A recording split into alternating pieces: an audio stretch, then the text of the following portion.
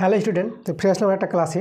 আজ তোমাদের করাবো সপ্তম শ্রেণী গণিত রায়মাটির প্রশ্নবিচিত্রা থার্ড ইউনিট টেস্ট 2025। আজকে দেখো পেজ নাম্বার 187 পাতার স্কুল নাম্বার 20 নম্বর স্কুলটা নিয়েছি। এর আগের 1 থেকে 19 নম্বর স্কুল দেওয়া হয়ে গেছে। যারা দেখোনি আগের ক্লাসগুলো, তোমরা গিয়ে আগের ক্লাসগুলো ভালো করে দেখে নাও। ঠিক আছে, অনেকে কমেন্ট করছো যে আমি কিন্তু 19 নম্বর স্কুল দিয়ে দিয়েছি, অনেকে আবার চাইছি যে 19 নম্বর স্কুল দাও।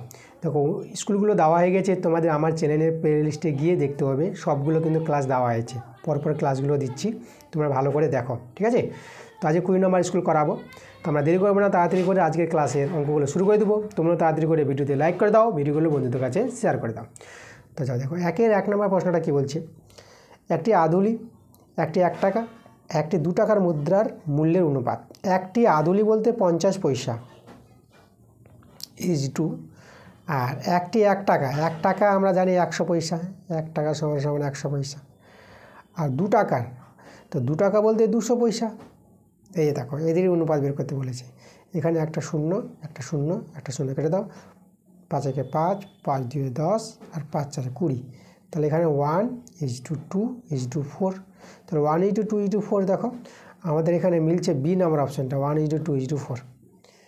এরপরে দেখো দুইয়ের প্রশ্নটা আমাদের এখানে বলেছে বর্গমূল। এই যে দেখো রুট ওভার দিয়ে সরল করে বর্গমূল করতে হবে। তাহলে এখানে দেখো সরলটা আমি তোমাদের দেখাবো।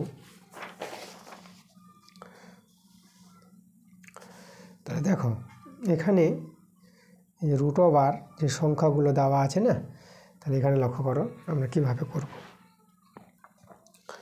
এখানে যে স্কোয়ার ভাঙাও, এখানে দেখো মানে 4-এর স্কোয়ার কত হয় 16। এই যে দেখো 16, মানে গুণটা এভাবে হবে। দেখো যে 0.4 এভাবে গুণটা, তো 4 4 16। দেখো দুটোর পর দশমিক, তো দুটোর পর দশমিক বসবে। ঠিক আছে, এইভাবে মনে রাখবা।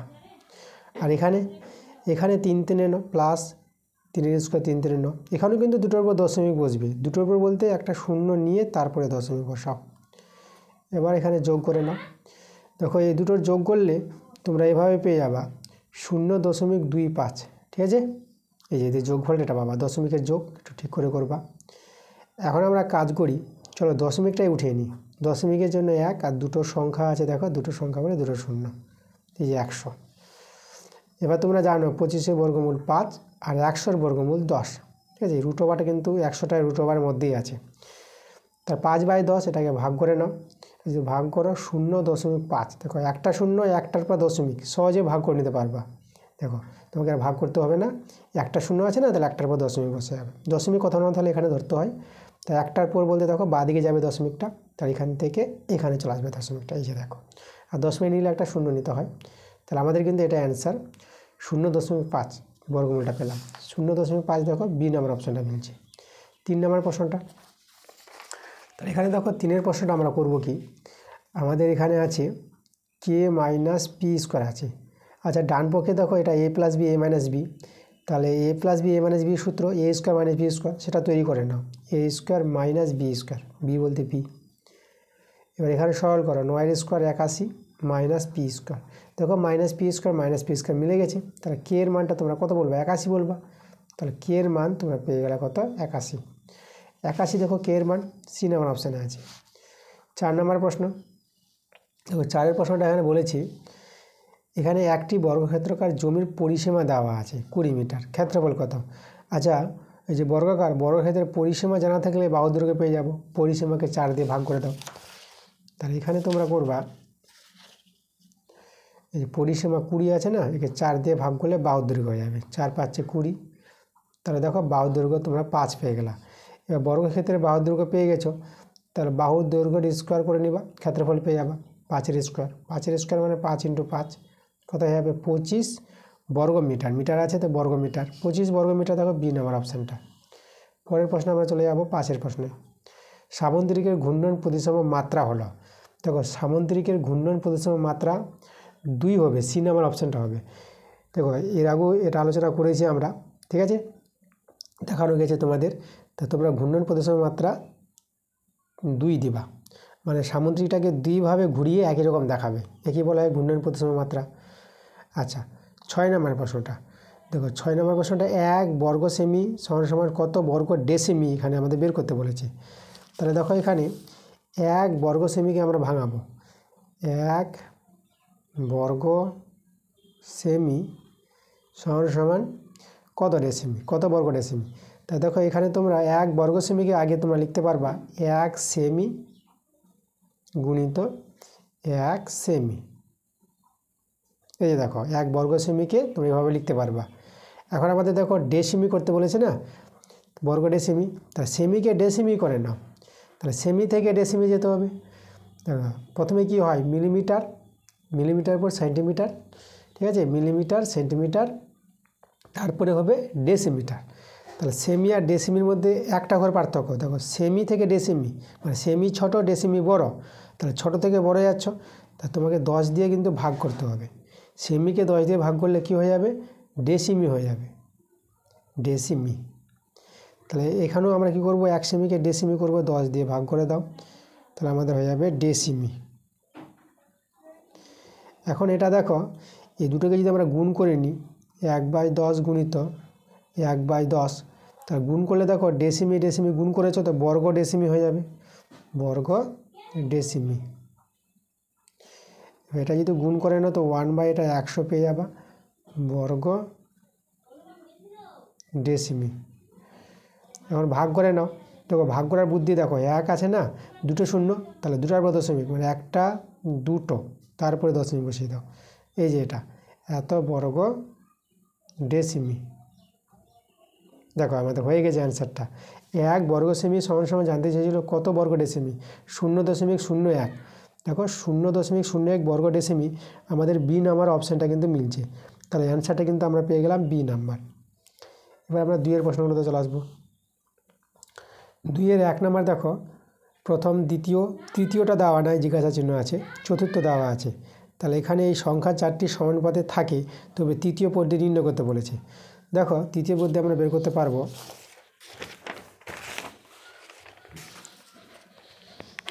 এই যে দেখো, তো প্রথম পদটা আছে 5, দ্বিতীয়টা আছে 8, তৃতীয়টাকে আমরা x ধরে নিলাম, ঠিক আছে, x-এর মান বের করতে হবে, আর চতুর্থ আছে 64।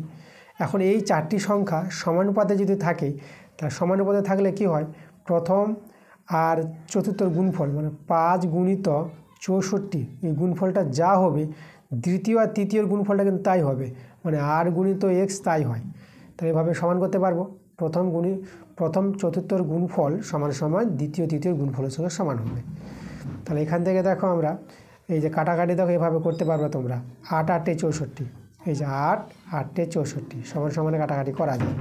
তাহলে এদিকে x রয়ে গেল x, আর এই যে 5 8 40, 40টা আমরা এখানে বসিয়ে দিলাম, 5 8 40, তাহলে x-এর মান কত পেয়ে গেলাম, 40 পেয়ে গেলাম। দেখো আমাদের কিন্তু অ্যান্সার হয়ে গেছে। তাহলে এখানে যে তৃতীয় পদটি বের করতে বলেছিল, তৃতীয় পদটি কত পেয়ে গেলাম, আমরা তৃতীয় পদটি পেয়ে গেলাম 40 পেয়ে গেলাম, তাহলে এখানে 40 লিখে দেবো। এবার চলে যাবো আমরা 2 নম্বর প্রশ্নে। তুমি বাসে 12 কিমি 40 মিনিটে গেলে বাসের গতিবেগ ঘন্টায় কত হবে। আচ্ছা গতিবেগ ঘন্টায় বের করতে বলেছে। দেখো তাহলে এখানে লক্ষ্য করো, দেখো 40 মিনিটে যায় 12 কিমি, 40 মিনিটে যায় কত, যায় 12 কিমি। ঘন্টায় গতিবেগ বের করতে বলেছে, তাহলে 1 ঘন্টায় কত যায় সেটা বের করতে হবে, তখনই অ্যান্সার চলে আসবে। আচ্ছা তার আগে দেখো 1 মিনিটে কত যায় সেটা বের করি। 1 মিনিটে কম যাবে, তাহলে কম যাবে বলতে ভাগ করে নেবে এত কিমি। আর 1 ঘন্টা বলতে 60 মিনিট, 60 মিনিটে কত যাবে, ঠিক আছে, 60 মিনিট বলতেই 1 ঘন্টা, তবে অ্যান্সারটা হয়ে যাবে 60 মিনিটে যাবে 12/40 গুণিত 60, 60 মিনিটে বেশি যাবে গুণ হয়ে যাবে, 0 0 কাটো, 4 3 12, তাহলে দেখো 6 3 18, এই যে 18 কিমি। তাহলে এখানে যে বাসের গতিবেগটা পাবা ঘন্টায় কত কিমি, ঘন্টায় কিন্তু 18 কিমি অ্যান্সার হবে, ঠিক আছে, ঘন্টায় 18 কিমি। 3 নম্বর প্রশ্ন, আমাদের এই যে আছে রাশিটা, এই সংখ্যামালাটি উৎপাদকের বিশ্লেষণ করতে বলেছে। চলো আমরা উৎপাদকের বিশ্লেষণ সহজে করে নিতে পারবো। দেখো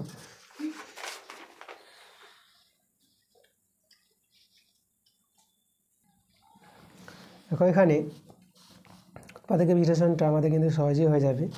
কত দেওয়া আছে দেখো, এখানে আমাদের আছে 6xy - 9y + 4x - 6, তো তাহলে প্রথম দুটো থেকে দেখো কমন যাবে, তোমরা 3y কমন নিতে পারবা, তাহলে 3y যদি কমন নাও তাহলে এখানে থেকে যাবে 2x মাইনাস 9y আছে, তাহলে এখানে 3 থেকে যাবে, তাই না?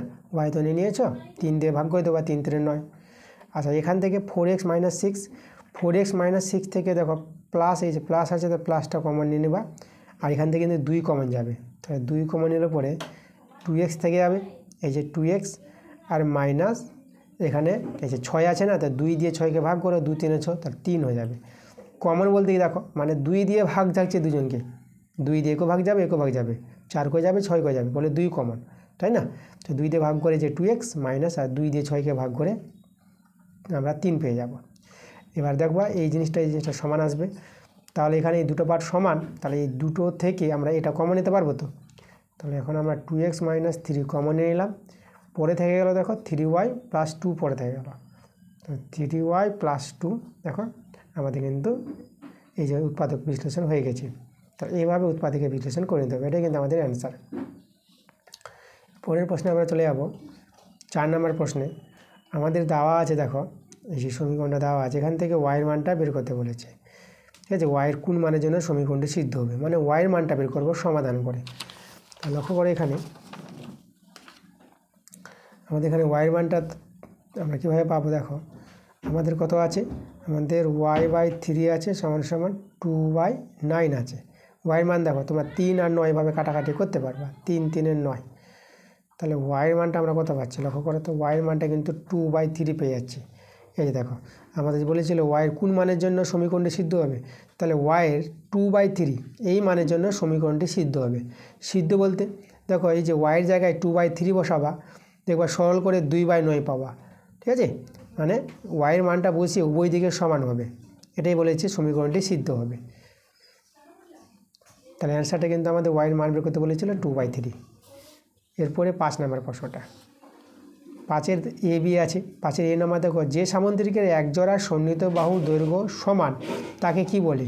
দেখো সামুদ্রিকের একজোড়া সন্নিহিত বাহু দৈর্ঘ্য যেহেতু সমান হয় তাকে কিন্তু রম্বস বলা হয়। কি বলবো আমরা? রম্বস বলবো। ওকে, দেখো সামুদ্রিক আর রম্বস, যেটা আমি তোমাদের পার্থক্য দেখিয়েছি এর আগে। সামুদ্রিক এইভাবে হবে, সামুদ্রিকের বিপরীত বাহু সমান, এই যে বিপরীত বাহু সমান, আর কর্ণ এভাবে যে কর্ণগুলো টানা হয়, কর্ণগুলো কিন্তু অসমান হবে, সামুদ্রিক কর্ণগুলো অসমান। বিপরীত কোণ সমান হয়, কোণগুলো 90 ডিগ্রি করে হবে না। রম্বস, রম্বসের দেখবা রম্বসের 4টি বাহু দৈর্ঘ্য সমান হবে, আর সব সামুদ্রিকের ধর্মটাই বজায় আছে এখানে, সামুদ্রিকে যা যা ধর্ম আছে তাই রম্বসের ধর্ম। আর এখানে শুধু পার্থক্য যে 4টি বাহু সমান রম্বসের। তাহলে এই যে সামুদ্রিকটার একজোড়া সন্নিহিত বাহু, এই দুটো বাহু যদি সমান হয়ে যায় তাহলে তো রম্বস তৈরি হয়ে যাবে, তাই না? এর সঙ্গে এটা সমান হলে পরে এর সঙ্গে এর সমান হবে, এর সঙ্গে এর সমান হবেই। তাই আমাদের সামুদ্রিকের একজোড়া সন্নিহিত বাহু যদি সমান হয়ে যায় তাহলে এই সামুদ্রিকটাকে আমরা এভাবে দাঁড়িয়ে যাবে, রম্বস হয়ে যাবে আমাদের। বি নম্বর প্রশ্নটা, আয়তক্ষেত্রে একজোড়া সন্নিহিত বাহু দৈর্ঘ্য যদি সমান হয় তাকে কী বলবো? তাকে বর্গক্ষেত্র বলবো আমরা। এখানে অ্যান্সারটা হবে বর্গক্ষেত্র।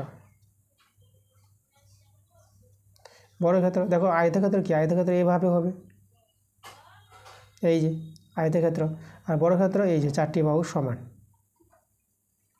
তাহলে এই আয়তক্ষেত্রটার একজোড়া মানে সন্নিহিত বাহু, এই যে সন্নিহিত বাহু, সন্নিহিত বাহু বলতে কী বোঝায়, যে দুটি বাহু থাকবে, একটা শীর্ষবিন্দু একটা কোণ থাকবে, তাহলে এভাবে বলা হয় দুটি সন্নিহিত বাহু, পাশাপাশি দুটি বাহু। তাহলে এই একজোড়া সন্নিহিত বাহু যদি সমান হয়ে যায় তখন তো এরকম হয়ে যাবে, বর্গক্ষেত্র হয়ে যাবে। এই যে আয়তক্ষেত্রটা, বর্গক্ষেত্রের প্রতিকোণ 90 ডিগ্রি হয়, আয়তক্ষেত্রের প্রতিকোণ 90 ডিগ্রি হয়। তাহলে এখানে আয়তক্ষেত্রে যা ধর্ম আছে বর্গক্ষেত্রে তাই ধর্ম আছে, শুধু পার্থক্য কি, বর্গক্ষেত্রে 4টি বাহু দৈর্ঘ্য সমান হয়। ঠিক আছে, এবার 6 নম্বর প্রশ্ন। দেখো 6 প্রশ্নটা কী বলেছে, একটি পঞ্চভুজ সুষম পঞ্চভুজ হবে কি কি শর্তে? তাহলে এখানে দেখো একটি পঞ্চভুজ সুষম পঞ্চভুজ হবে তাদের বাহুগুলি সমান হতে হবে, হ্যাঁ বাহুগুলি সমান হতে হবে এবং প্রতিটি অন্তঃকোণ সমান হবে, মানে এখানে বাহু কিন্তু সমান হবে, বাহু সমান হবে, আর কি হবে, প্রতিটি অন্তঃকোণ সমান হবে, প্রতিটি অন্তঃকোণ সমান হবে, ঠিক আছে। বাহু দৈর্ঘ্য সমান হতে হবে, সুষম পঞ্চভুজ মানে বাহুগুলি সমান হতে হবে, আর বাহুগুলি যদি সমান হয়ে যায় তার প্রতিটি অন্তঃকোণ কী হয়ে যাবে, সমান হয়ে যাবে। ওকে, যেরকম বর্গক্ষেত্রে দেখো, বর্গক্ষেত্র সুষম চতুর্ভুজ, তাই না? তাহলে বর্গক্ষেত্রে দেখবা 4টি বাহুর দৈর্ঘ্য সমান আছে আর প্রতিটি কোণ 90 ডিগ্রি করে আছে। তাহলে এভাবে কিন্তু পঞ্চভুজটি দেখানো যাবে।